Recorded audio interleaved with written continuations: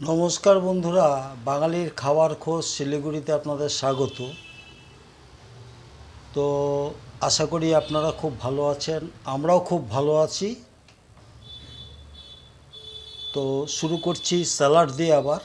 তো স্যালাড হচ্ছে আজকে কুচনো স্যালাড, তাতে রয়েছে টমেটো, গাজর, শসা, লেবু, কাঁচা লঙ্কা।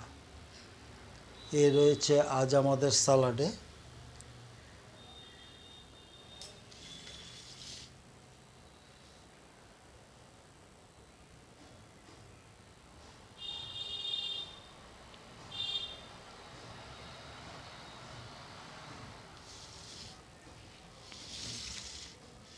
এই রয়েছে বন্ধুরা, এটা হচ্ছে পটল ভাজা। এটা একদম ছোট ছোট ডুমো ডুমো করে পটল কেটে এটা ভাজা করেছি। সামান্য তাতে কাঁচা লঙ্কা দেওয়া হয়েছে।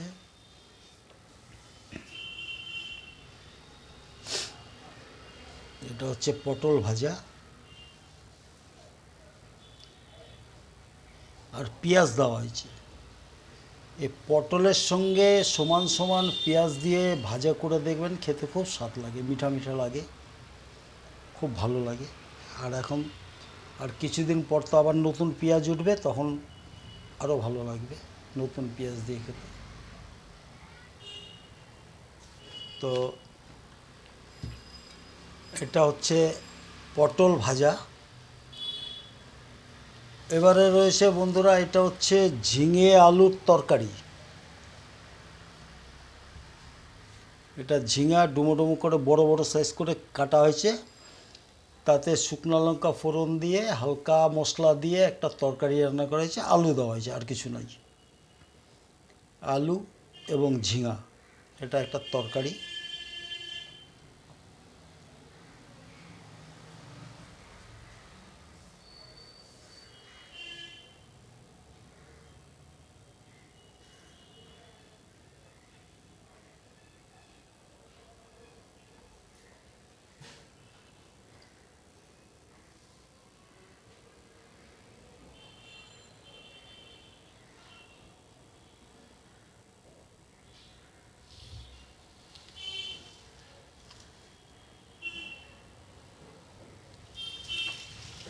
এবারে বন্ধুরা, এটা হচ্ছে কাতলা মাছ।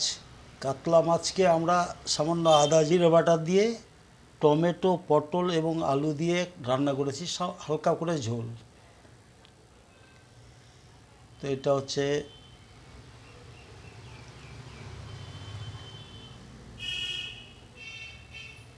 মাছের ঝোল, এইভাবেই রান্না করেছি। অ্যাকচুয়ালি তাজা মাছের ঝোলটা একটু পাতলা ঝোল করলেই ভালো লাগে, বেশি মশলা টশলা না দিয়ে।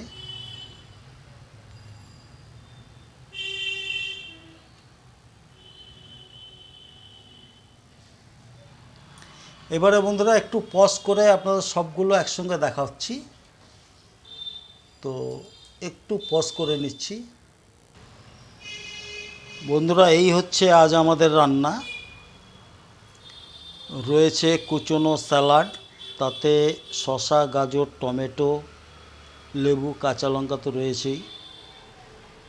আর এদিকে হচ্ছে পটল ডুমো ডুমো করে ছোটো ছোটো করে কেটে নিয়েছি, পটল এবং পেঁয়াজ ভাজা।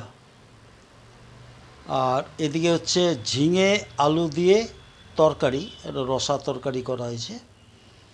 আর এদিকে হচ্ছে আদা জিরে বাটা দিয়ে সামান্য পাতলা ঝোল, সঙ্গে টমেটো, আলু আর পটল দিয়েছি আমরা। এটা হচ্ছে কাতলা মাছের ঝোল। এই হচ্ছে আজ আমাদের রান্না।